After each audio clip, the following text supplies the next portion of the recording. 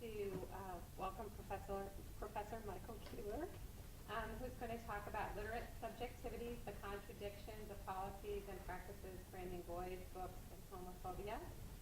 Michael comes to us from the University of Western Ontario, and I have to say that Michael and I have already had a great deal of fun this afternoon chatting about our experience in graduate school. We went to school together, and I first met Michael when we were both students at Michigan State. And I won't tell any stories about him. I'll let him tell stories on himself if he wants to.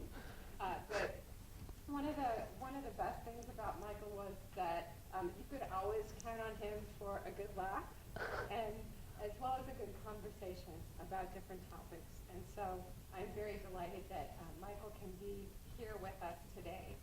Michael focuses on the study of masculinity, boys' body image, gender studies, as well as literacies and a number of other things. His book, Boys' Bodies, Speaking and Unspoken, was published in 2010 with Peter Lang and is co-edited with, is it Mark? Michael Atkinson. Atkinson. And he also has future chapters focusing on Tools Save the Boys, re-examining a panic for underachieving boys, and examining the embodied boundaries of high school locker rooms. And I think those of us who are in literacy have started to hear some of this discourse around boys and underachievement and what issues are going on there, whereas some decades ago, the issues are really around girls and their achievement. And so I'm really excited to hear what Michael has to say to us today. So welcome, Michael. Thank you. So I would hold the applause actually till the end of this and see if you still want to applaud for what I have to say. So let me just give you a little bit of backdrop. Thank you, first of all, for inviting me to speak here today. It's a pleasure. Mary did send me this invitation, and I thought, sure, that'd be great. I'd love to come here and share with you the research I've been doing. It is interesting that some of the research I'm going to talk to you a bit about today does stem back to my doctoral studies, and where I started thinking about the social literacy practices of boys and how boys get read or misread through their bodily performance. So you'll see that sort of inform some of my thinking in the talk today, sort of thing. So as a masculinity scholar, my ongoing research has centered on examining and questioning power and gender. So that's been my primary operating point for inquiry. So the dynamics of gender dynamics and the theoretical and conceptual focus within the broader field of masculinities research. So I locate myself as a feminist, a pro-feminist, and do pro-feminist research. I currently teach in women's studies for one course, but am housed in the Faculty of Education at Western. Much of my work draws on Raewyn Connell and Michael Mesner, Michael Kimmel as sort of founders of masculinities research, and as well as the work of Judith Butler, who you may know in terms of the performativity of gendered identities. So my areas of inquiry over the years have taken three trajectories. The first one has been around counter-hegemonic practices of masculinities and how some boys reject sexism and gender stereotypes, and that's some of my earlier work, though I've continued to sort of push that agenda through in the past 10, 13 years. The second area that I've looked at is social literacy practices of boys, as well as examining about how boys are positioned within the literacy debates. And the third area that I've taken up more in the past 4 years is around boys' body image and health education. And again, for me at least, it's kind of interesting because there's all this obesity discourse that's operating about students being inactive. So that's another piece of research. Maybe Mary will have me come back and talk about that at another time where I can talk to you later. So that's just a little bit of backdrop about where I come from, the kind of research I do, and where I'm still at with concerns around boys, and helping the boys. So this talk's comes from a recent chapter in the Barbara Gazzetti and Tom Bean book. It's called Adolescent Literacy and the Gendered Self, reconstructing identities through multimodal literacy practices. I also did an article in the McGill Journal of Education about boys, books, and homophobia, and exploring the practices and policies around masculinities in schools. So in today's talk, I want to do several things. I'll outline what I see as the backdrop to what's become known as the boy crisis in the ever-evolving literacy debate to save the boys.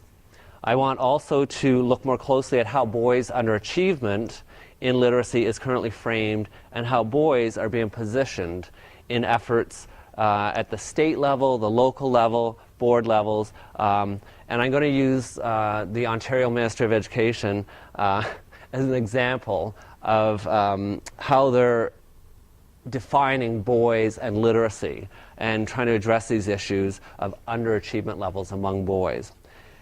In doing so, I'm going to raise questions about how policy and curricular initiatives relegate boys to a status of the newly disadvantaged. And this is the kind of language that's getting put out there in the mainstream media and sort of Christina Hoff-Sommer-esque kind of arguments about the poor boys. So I'll later argue that the current direction and trend in education to help the boys amounts to a reinscription of normative masculinity and a limited and very unhelpful response intended to address underachievement among some boys.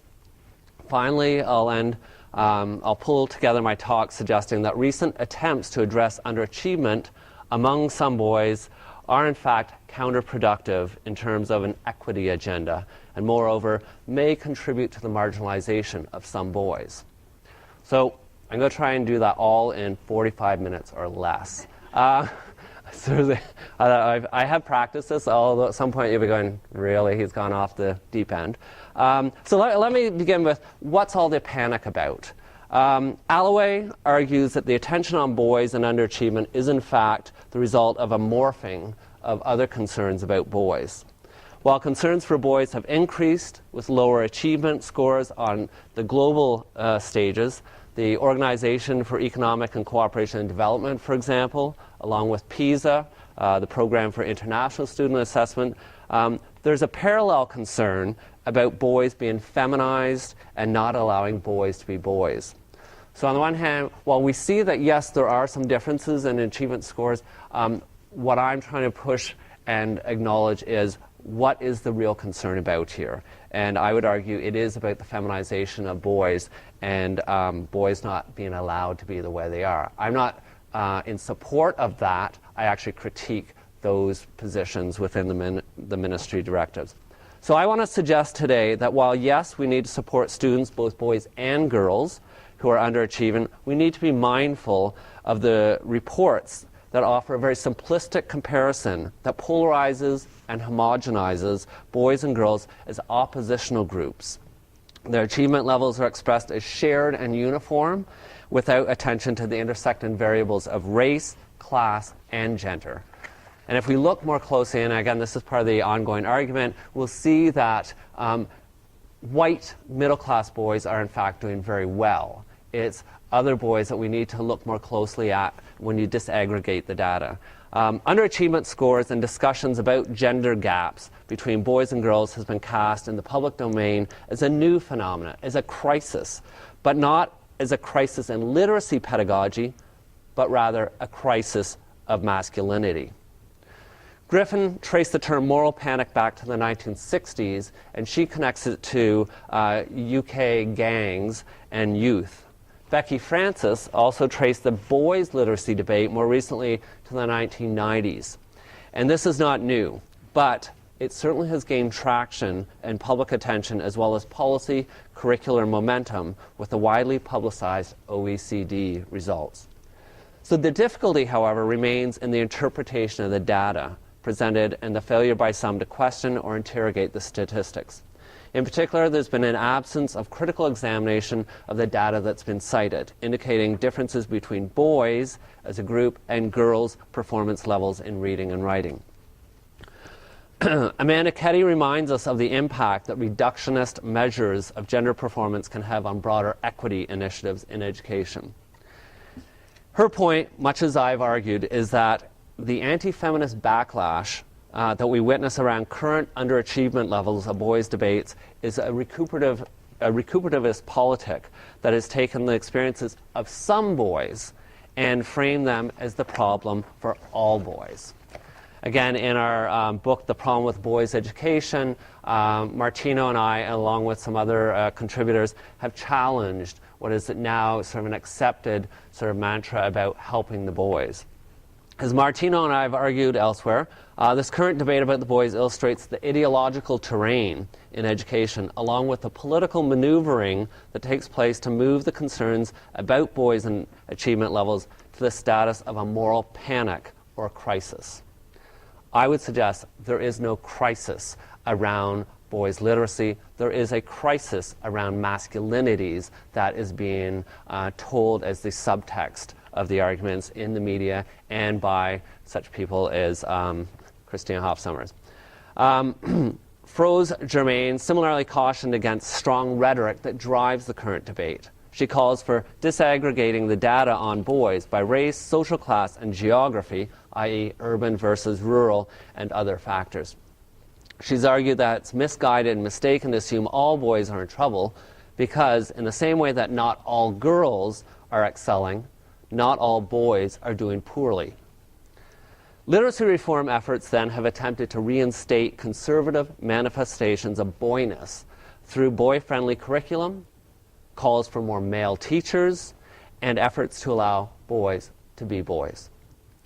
So fueled by fears of boys being feminized in our English classrooms, boys are strategically named in this Hoff-Sommer-esque kind of way as the new sex under siege. The collapse of all boys as a coherent and uniform entity denies and overlooks non-conforming and non-normative masculinities in the favor of a more rigid and restrictive kind of model of what it means to be a boy. So what does this all mean? I'm sort of taking the whole crisis rhetoric and trying to unpack that a little bit. So what does this mean for us? Well, in Ontario, for example, we'll look at how they try to help. Amid this rhetoric of crisis and moral panic, the Ministry of Education invokes an at-risk discourse that positions boys as part of a growing group of students who need to be engaged and better reflected in their learning environment. Which slide are you on there? Okay. I'm not sure which slide. But so in realizing the promise, yeah, we're kind of ahead. We're a few slides. My assistant here, she's new on the job. You go ahead a couple. At least I want to think so. Okay, so in realizing the promise of diversity, so this is a document that's put out by the Ministry of Education, and it's called Realizing the Promise of Diversity, Ontario's Equity and Inclusive Education Strategy. So the authors have located boys in an entirely new category, and I quote, taken out of the document that is guiding schools provincially. Recent immigrants, so this is how they're describing diversity in Ontario. Recent immigrants, it includes recent immigrants, children from low-income families, Aboriginal students, boys, and students with special education needs are just some of the groups that may be at risk of lower achievement. To improve outcomes for students at risk, all partners must work to identify and remove barriers and must actively seek to create the conditions needed for student success. In an increasingly diverse Ontario, that means ensuring that all of our students are engaged, included, and respected, and that they see themselves reflected in their learning environment. So boys have apparently, if you take that definition, or take that sort of text from what the ministry is saying is a diverse Ontario, boys are now, alongside Aboriginal students, people with special needs, so boys have now been inserted into this new category, apparently facing barriers as a homogenous group of boys. And again, I don't want to say no boys are underachieving, but clearly not all boys are underachieving. They apparently are invisible, removed somehow from their long-standing presence in the curriculum, and have now become a uniform group of at-risk youth. So the notion that we're actually calling boys an at-risk youth is shocking and disturbing when I can think of a lot of other groups of students who have had a much deeper and longer history of being underprivileged by resources, inaccessibility to classes, and so on and so forth. The long-standing historical privilege accorded white middle-class boys has been overwritten by a prevailing sense of urgency to save the boys who are now victims of feminization in schools. What are we saving the boys from, however, is unclear. As it stands, though, it appears boys are being saved from feminization, from the damage done by teachers, namely women teachers, who have not allowed boys to be boys. The suggestion is that letting boys be boys would have allowed boys to better achieve and meet curricular goals and objectives. So hopefully, in this audience, you're finding this as disturbing as I have for the past 10 years. It's shocking, and even more so seeing that this recent policy is suggesting that they are a disadvantaged group. I argue, as has Ketty and Mills, the current victim discourse signals a shift away from a concern for social justice to a construction of boys, positioning them as a new equity group.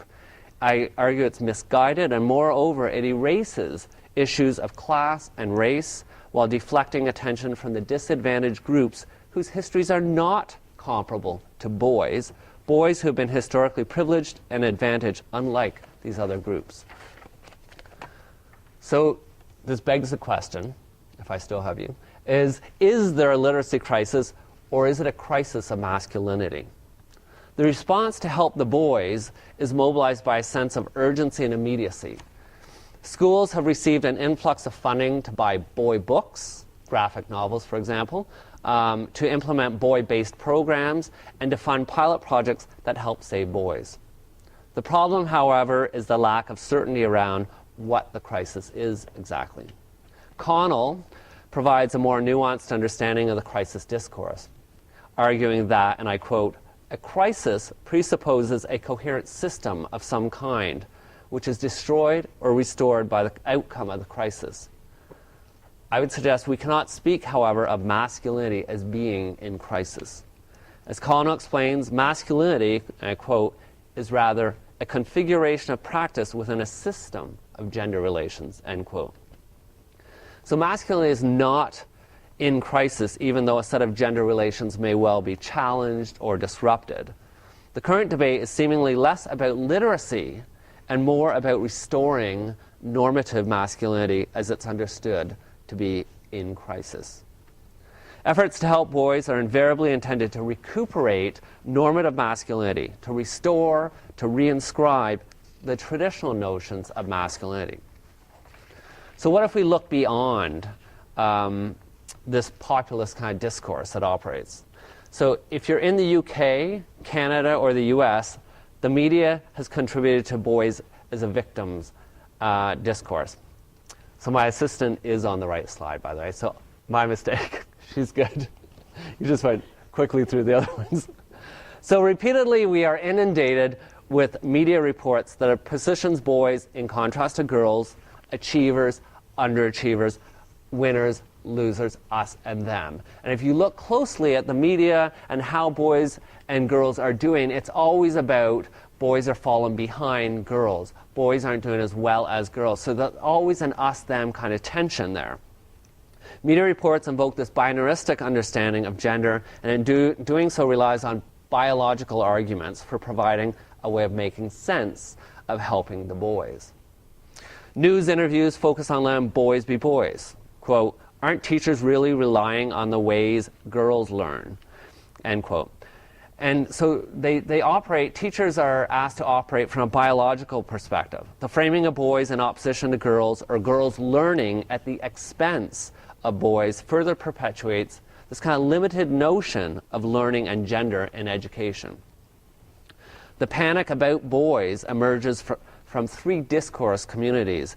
Epstein, back in 1998, provides us with a useful sort of framing of three discourse communities. Namely, one is the pity the poor boys discourse, where boys are under attack, boys' natural power is being taken away from them, and feminists are threatening their masculinity by doing so. As such, women are at fault for failing boys. The second discourse community is that of failing schools, failing boys. And this centers on the school, the kind of institutional level, with a focus on competition and standards-based rhetoric, which I'm sure if things are similar here as they are in Ontario, there's a real push around standards-based, outcome-based learning. And finally, the third discourse community is that of boys will be boys. This framing of boys is widely adopted and informs much of the current curricular efforts, literacy practices promoted to improve literacy achievement levels among boys. This approach tends to promote boy-friendly curriculum and restores this polarity between boys and girls, how they learn differently. So it prompts us to accept a common sense understanding of boys while homogenizing all boys as a coherent group. Naturalistic notions of masculinity are scripted onto learning strategies specifically intended for boys as learners, less about different kinds of learners among boys. So what are the intersecting policies, practices, and penises? Or what about the intersecting policies, practices, and penises?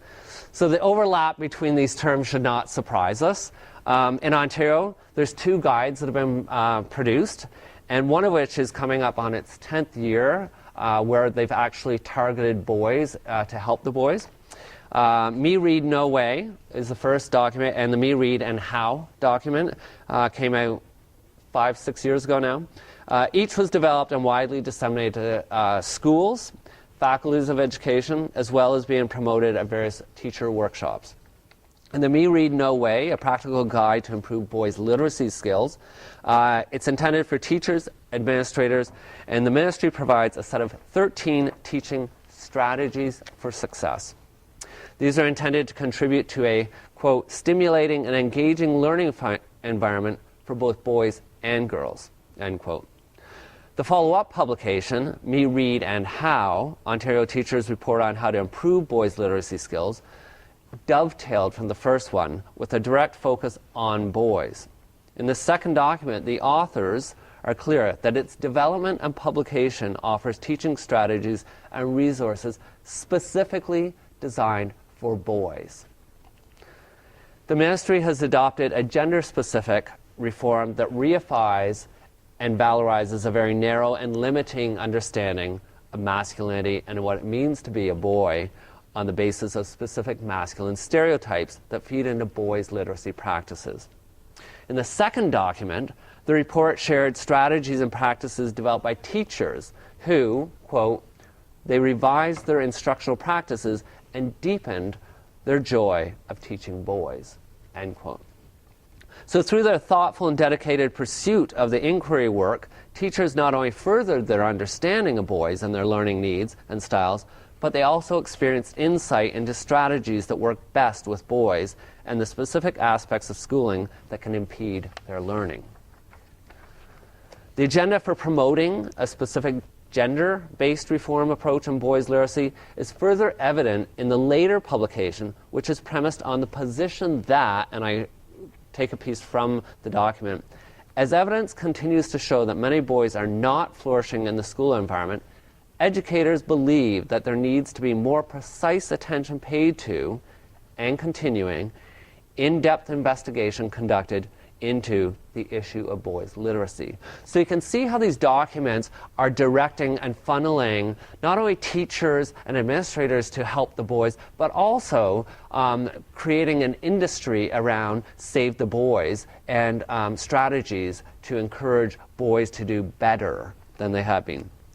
So rather than broadening boys' repertoires of ways for understanding and learning, the current boy-friendly strategies and practices to improve achievement levels reflects a limiting approach. It narrows and ultimately crystallizes more traditional notions of masculinity and femininity through a gender-based reform. The terms, for example, boys and girls were used in these documents revealing a striking polarizing effect in the way instruction and strategies are being directed. Let me give you 4 examples. In the Me Read No Way document, there were 263 references to boys, only 46 references to girls, and 14 references in the document when they actually used boys and girls being coupled together. So when they're talking about strategies, they're mainly talking about what we can do to help boys, and less so about boys and girls. So you can see how clearly this is being targeted for boys and boys literacy, not so much for students, boys and girls.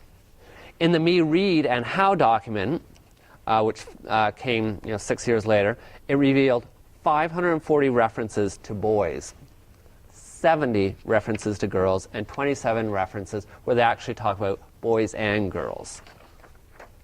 So the incidence of girls as a term unto itself is often used in a polarizing and restrictive way to pit one sex against another and in opposition.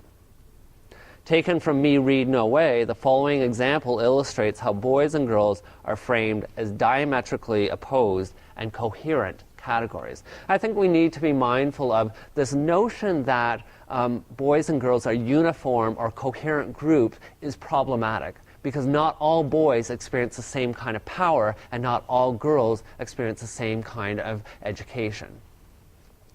So in this document, taken from the Me Read No Way, they actually suggest boys typically score lower than girls. They also say boys read less than girls, boys value reading as an activity less than girls do, and girls are not able to connect directly with subjects, but a boy can only connect with the subject by the teacher. So you see how they're creating this divide between boys learning and girls learning, and how boys are constantly positioned as being less able when girls are more able in these contexts.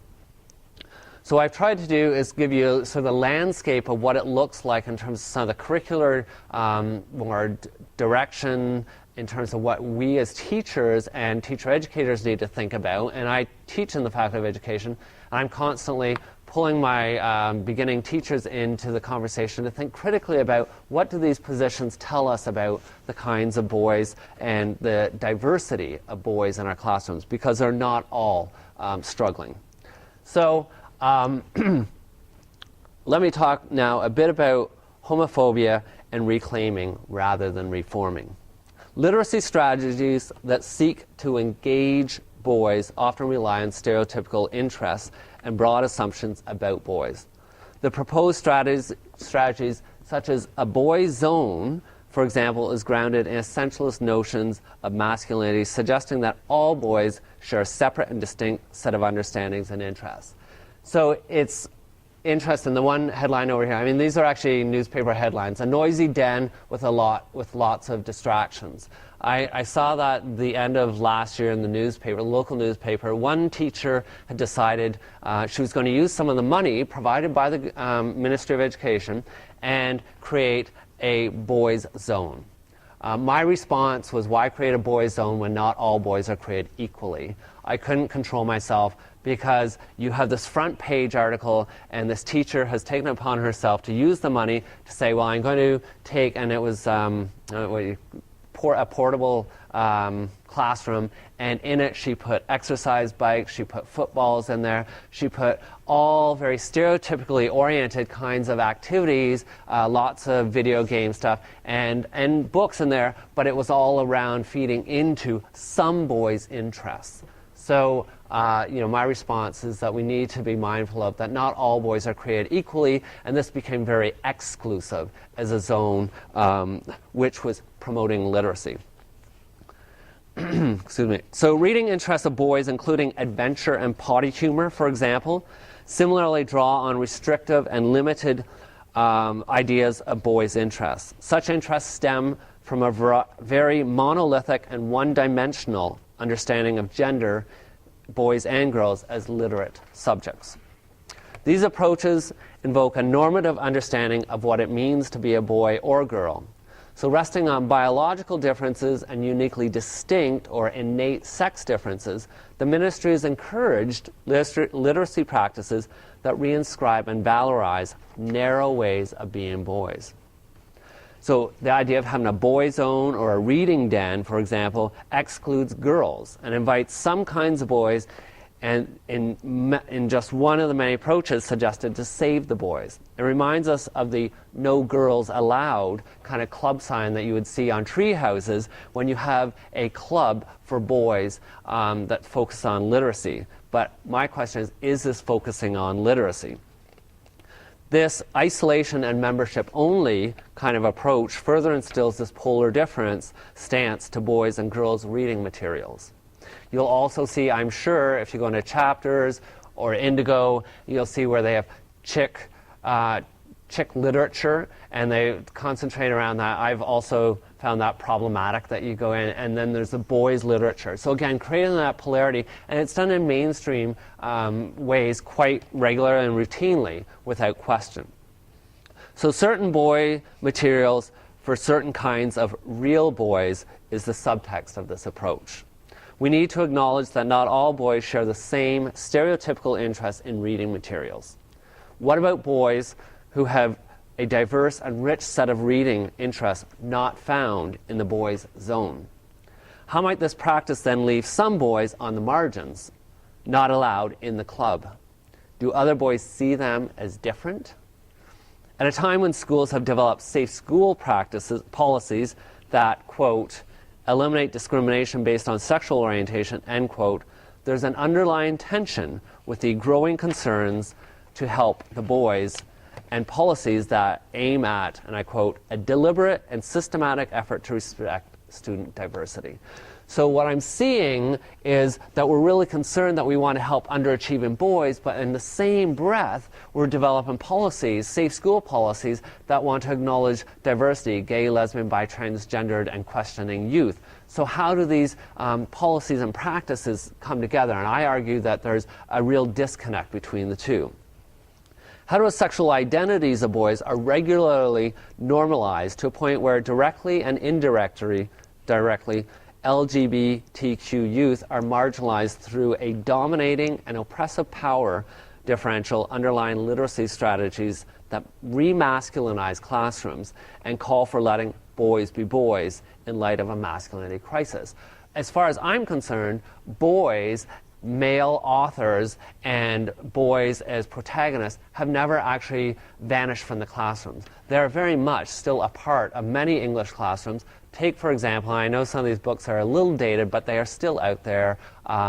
William Golding's Lord of the Flies, Noel's A Separate Piece. There are still boys, and at least in the Ontario school system, we still see these books being constantly used. Yes, we see women authors, but to suggest that boys have vanished and they can't see themselves in the curriculum, I think is a very simplistic rendering of what's actually going on in the classrooms. So literacy reform strategies that directly or indirectly operate as a restorative practice must first be understood and scrutinized for its impact on all students, both boys and girls. As such, literacy educators and English language arts teachers need to look at discriminatory practices that might marginalize some youth based on heterosexist assumptions. In her study of River High, you may be familiar with C.J. Pascoe's Dude, You're a Fag, she reminds us of a densely heterosexualized terrain in schools in which boys routinely affirm much more than their masculinity. They affirm their subjecthood and personhood and their ability to work their will upon the world around them. So curricular changes, I argue, such as literacy reform strategies, need to expand the margins, not reassert and reinscribe margins based on heteronormative masculinity. In Canada, we are beginning to see curricular shifts to address sexual orientation, sexual minorities, homophobia, and bullying. But we are also seeing, tell you what we're also seeing. We're also seeing the kinds of policy tensions and contradictions when concerns for performance levels among the boys are underscored by more normative assumptions about which boys need help and how best to help some boys improve. So is everything back in its rightful place? Let me conclude with a few remarks, and I told you I'd do this under 45 minutes, so I'm sticking to it. Good. So concerns for boys and achievement levels are woven into a seamless and predictable pre-existent set of gendered understandings based in biodeterminist arguments and assumptions that evoke a widespread reform to ensure that, as Titus has said, the prevailing social order is maintained.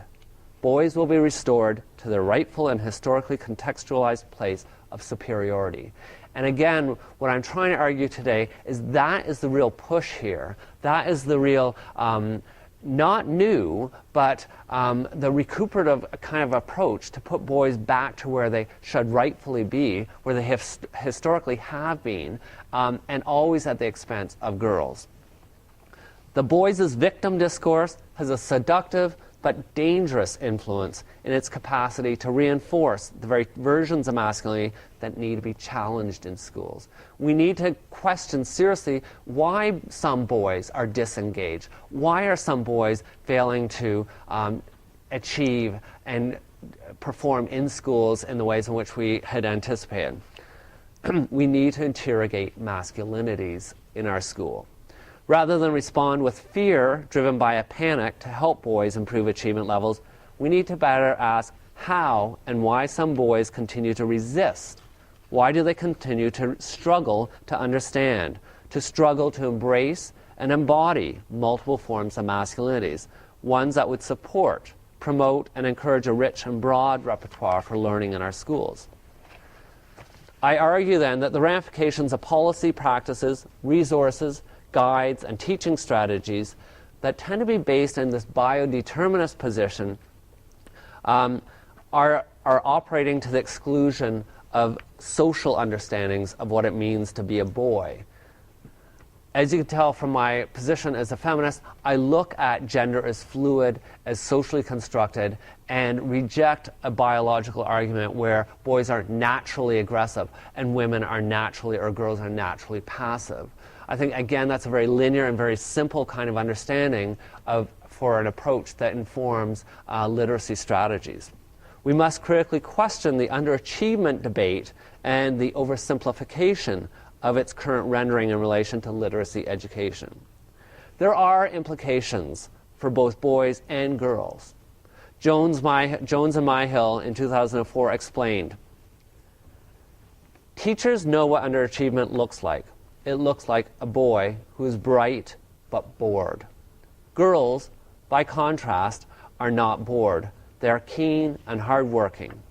Underachieving boys have taken on an identity, a set of teaching strategies, and a whole branch of research all to themselves, while the underachieving girl remains a shadowy, vague figure, almost invisible. And I have a doctoral student who has done some research around this, that what we're forgetting about are other underachieving students in our classrooms, underachieving girls who are these vague, invisible figures who still are in our classrooms. But the focus, the money, the research is going to help the boys. And if we take it as this umbrella sense of boys all needing help, then I think we're doing an injustice to all our students in the classroom along that lines.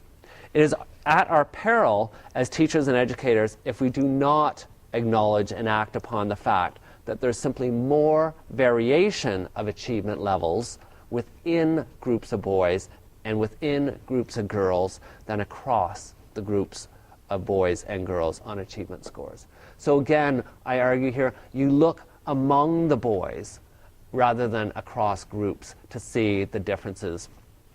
The binaristic logic that currently dominates most responses to save the boys and improve underachievement levels of boys is unhelpful and indeed counterproductive for ensuring all students learn well. As I've argued today, efforts to help the boys is quickly translating to what I would suggest is a misalignment between policies and literacy practices that fail to acknowledge a broader school culture of diverse and complex learners. The proposed strategies threaten to valorize a normative boy culture in our schools.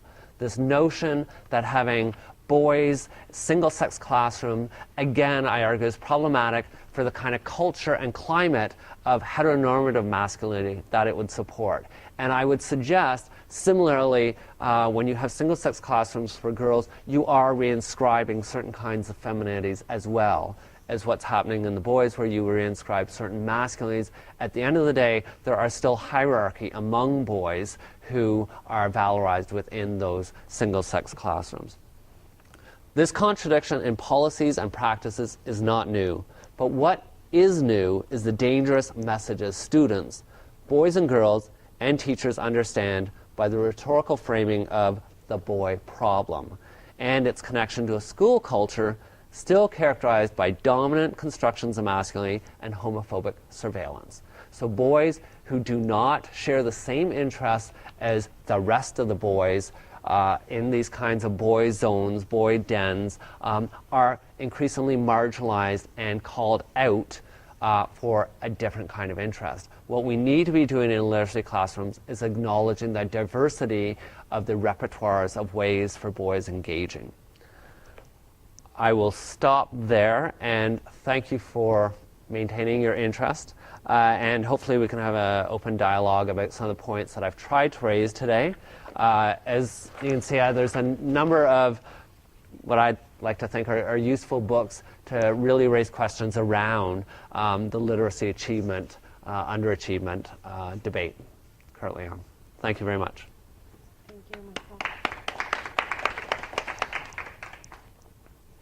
I'm going to try to get the lights turned up so we're not sitting in the dark, but while we're doing that, you can go ahead and get started with the questions if anybody has a question for further discussion. So, and I must admit, I tried to look around for some headlines from the local school board in terms, and actually, I mean, you're shaking your head, I couldn't find, you know, in Canada, the US, Australia, I mean, there's just a plethora of headlines about helping the boys, about failing boys, underachieving boys, and how we're trying to do it. So internationally, I can see a lot of research going on around saving the boys, but I'm not as sure, and maybe you could tell me better, about how Save the Boys is happening here in the local area.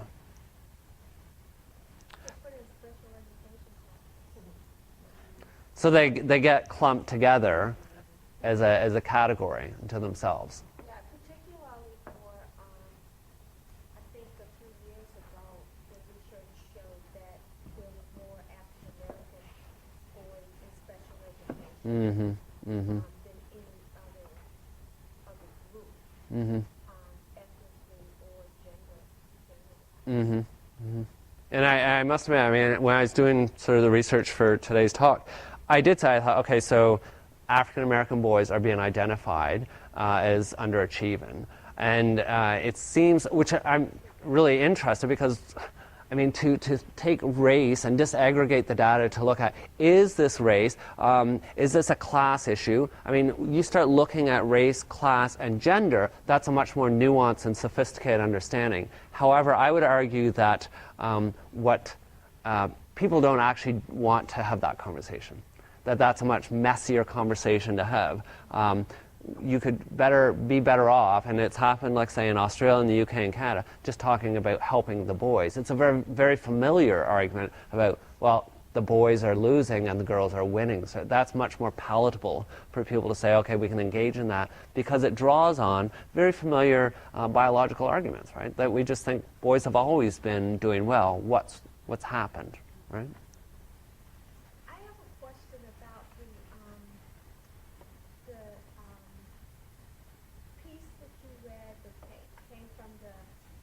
Yep. Education that talked about the different groups. Yes, yeah. I think you mentioned Aboriginal, Yep. special education.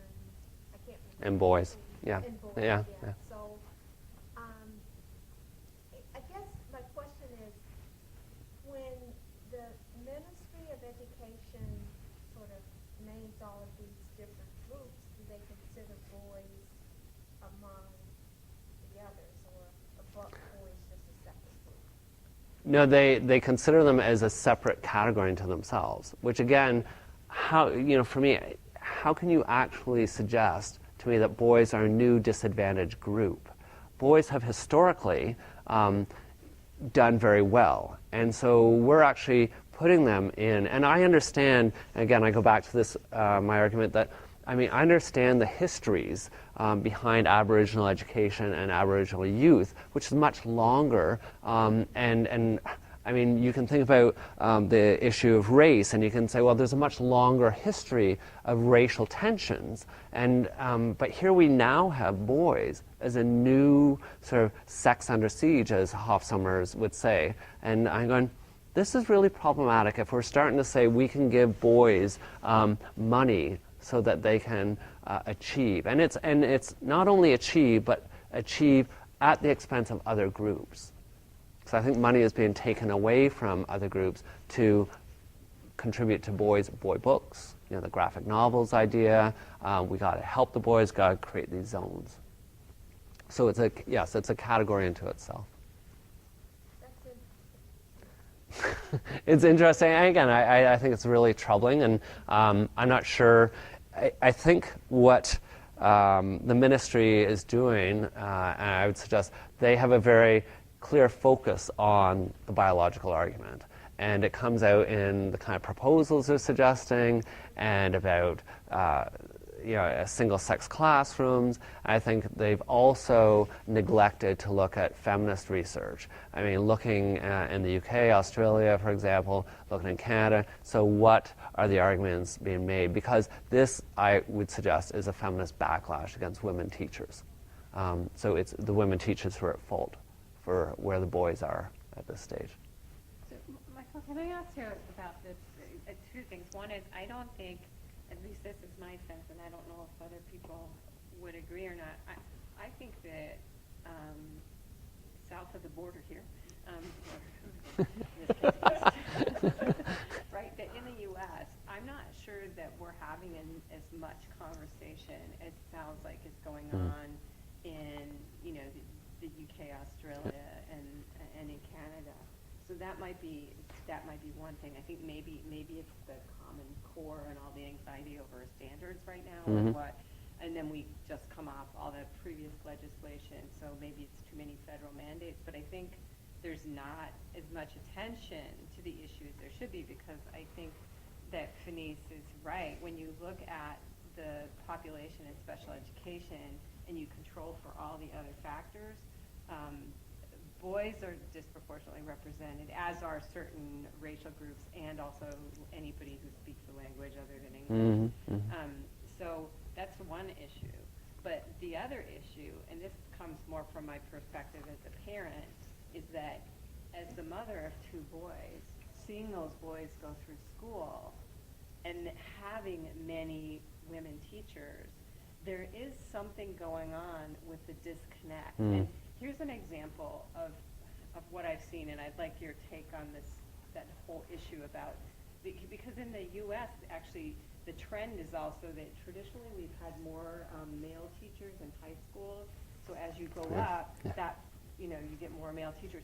Actually, in the U.S., that's starting to shift too. So there are more and more female high school teachers and middle school teachers, which was surprising to me when I read that trend.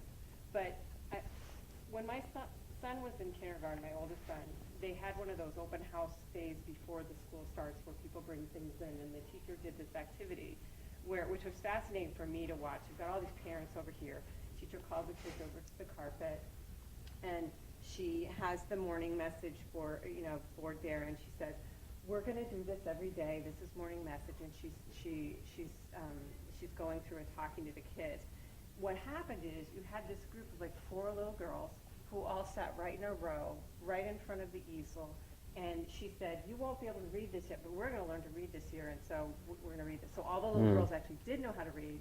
So little girls are reading along with her. And there was another group of girls kind of spread out in different spaces. And then the boys were all in the back, and they're all sitting in different places. And as she went through then she went through all the names and said, "Read your name when I get to you." So of course I'm like, please God, Zach knows his name, let him read it just once, because I don't want him to be the kid who can't read his name. So she goes through this, but as she went through these activities, it was very interesting to watch. Like, there are the good girls in the first row doing school. We haven't even started school yet. And then there are lots of boys that are kind of rolling around on the floor and looking at their fingers, and it's the gender differences or gender something struck me so much, and also the socialization of little girls and female teachers, and then this disconnect that happens somewhere. So what do we make of that type of, so if we are framing it in a way that's problematic, say, all of these teachers are going to be feminizing our boys, and that's a problem. What do we do with it? I'll try to respond. I think one striking point that you bring up is that parents, teachers, and take any context, will often comment on the differences, not the similarities.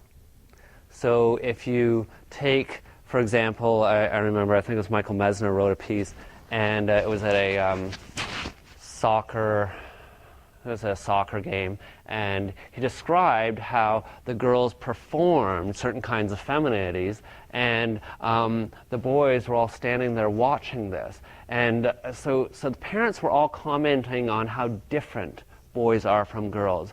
There was no comment about how boys were performing their masculinity. So no one commented on the posing and the ways in which they embodied masculinity. So no one commented about, okay, there's actually some similarities around the performance of gender, masculinities and femininities. So I guess what I'm trying to point to is the fact that rather than look at how they're similar in terms of abilities and reading and literacy, we're always drawn to why is it that some girls will go to these books and some boys will go to those books. And I'm not suggesting there aren't those interests that some boys have.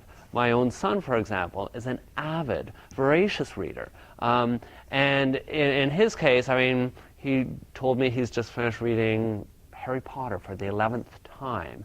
And I was just trying to stack those books up going, how high would that be? 11 times he's read through the Harry Potter series. And my concern for him is, how is he being read by other boys? Other people and parents have said to me, oh, they're so different. And I'm always the ones who are pushing back on, some are different, but let's think a little more deeply about how boys come to the table with different kinds of interests. To suggest that he start reading more books around hunting and camping, or fighting or wars, to make him into a real boy, again, I think I push back on that to say, do we really want to encourage that kind of masculinity in our schools and validate that that is the right way to be a reader, sort of thing. And similarly, my daughter, she was actually pointed out at one point as only reading certain kinds of books, the Guinness Book of Records, fact-based texts, and the teacher commented that perhaps she should be reading more narrative. And I thought that was really interesting, trying to pull her back to narrative kinds of texts, because those are more traditionally what would be associated with a certain kind of femininity. So I don't know if I'm answering this, but I'm trying to sort of point out that what we're drawn to is very easy for us to comment on, well, some boys have these interests, and we should encourage those kinds of interests without questioning whether those interests are actually the kinds of interests we want to promote in our schools. So I don't know if I've answered that. No. You can't remember the question you asked. No, I do remember the question, but I'm also going to, I think somebody over here has a question too, or a comment. No?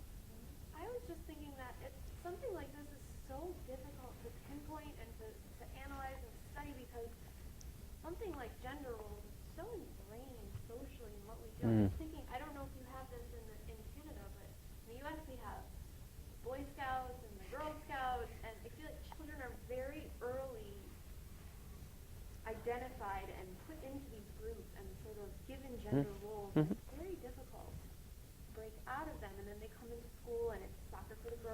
both of the Yeah, boys, yeah. and you just kind of are trapped into these paths. And What? how do you account for the huge social aspect of But I think that speaks to long sort of understandings, deep-seated understandings about the biology.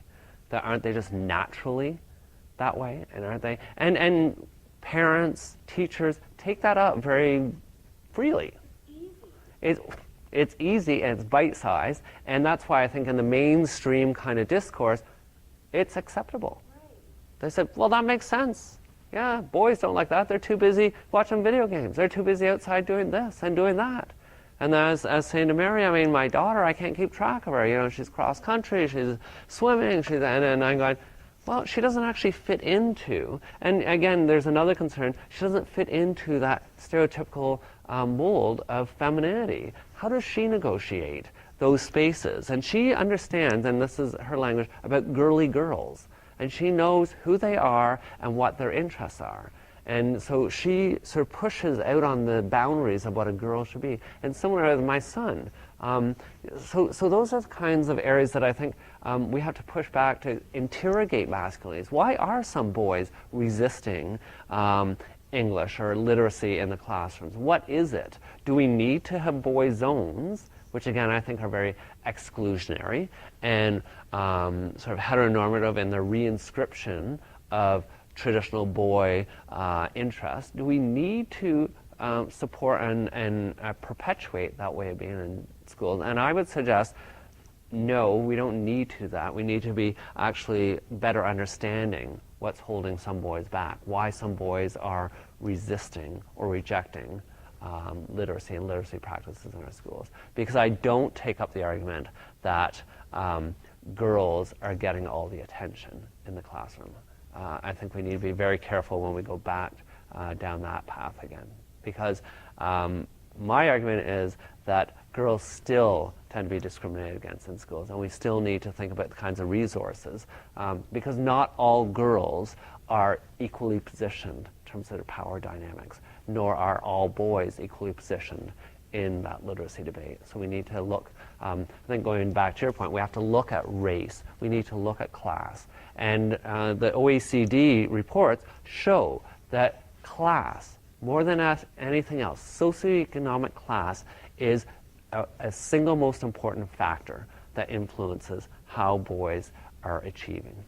So if we look a little more closely at where are these boys' socioeconomic backgrounds, what kind of text-rich homes do they live in, then I think we'll get a little better picture of who needs help. Not all boys need help, but the current focus, again, internationally, is on helping the boys as a coherent group.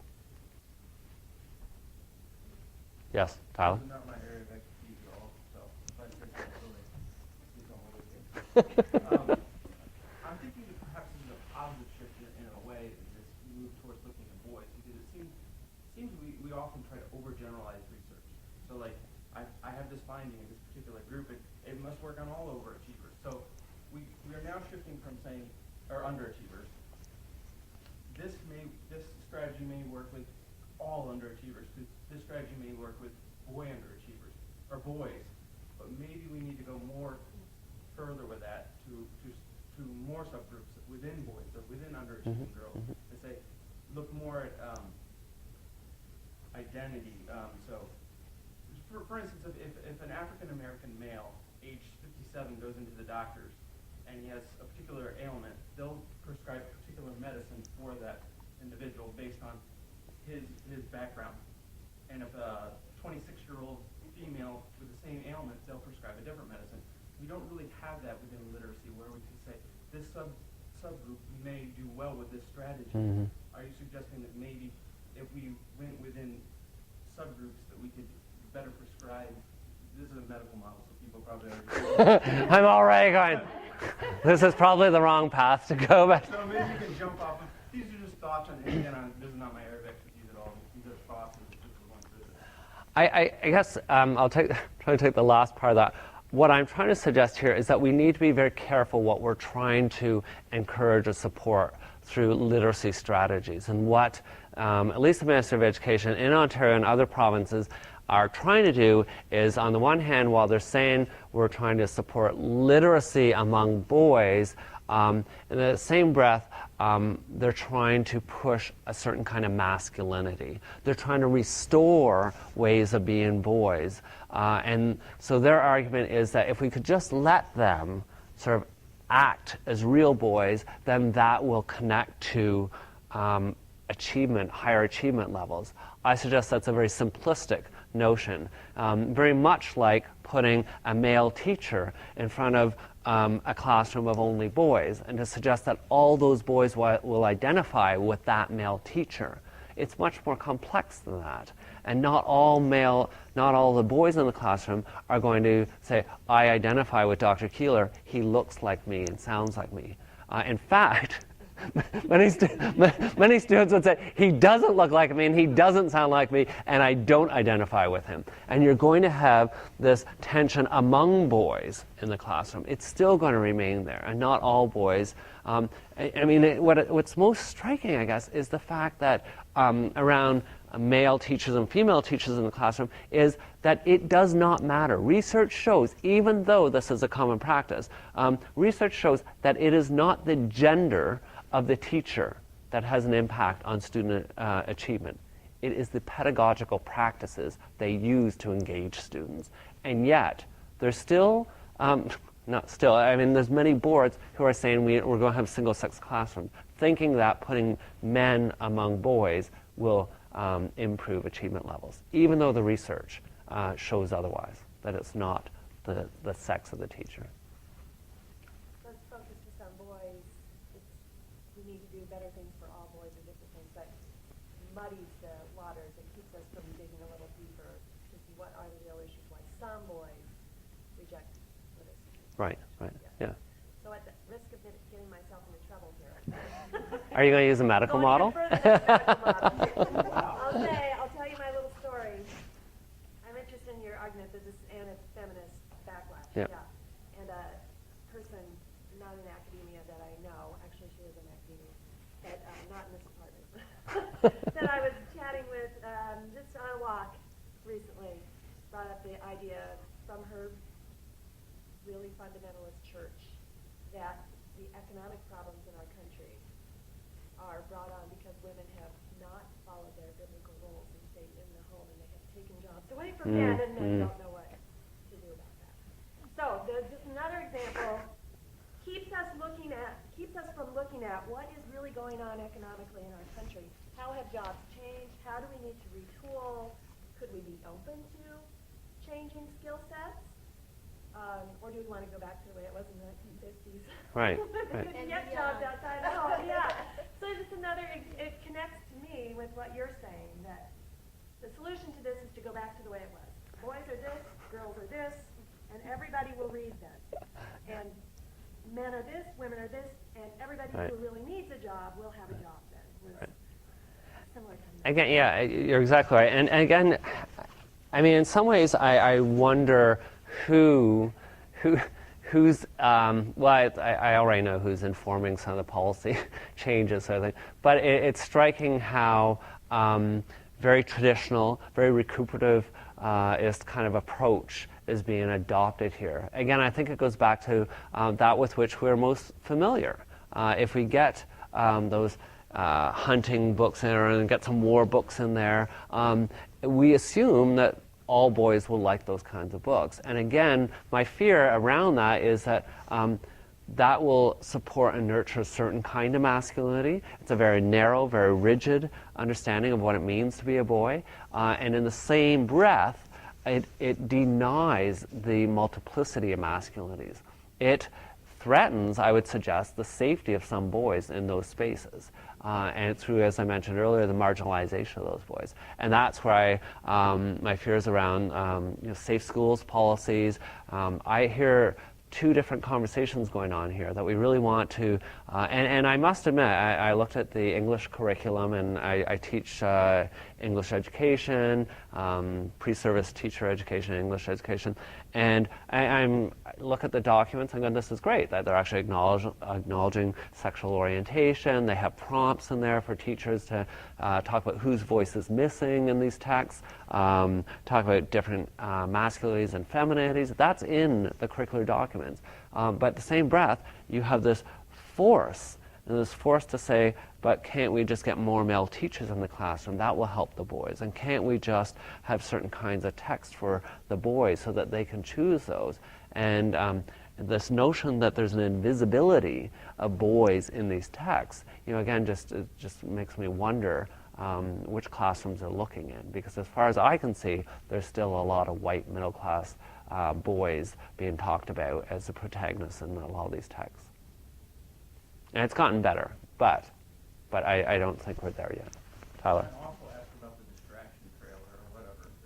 Yeah. Talking about the boy zone. Was the problem more so that it was called the boy zone and it excludes boys who aren't those, perhaps maybe a better name would have been like the high energy zone or something like that? Would that have been perhaps?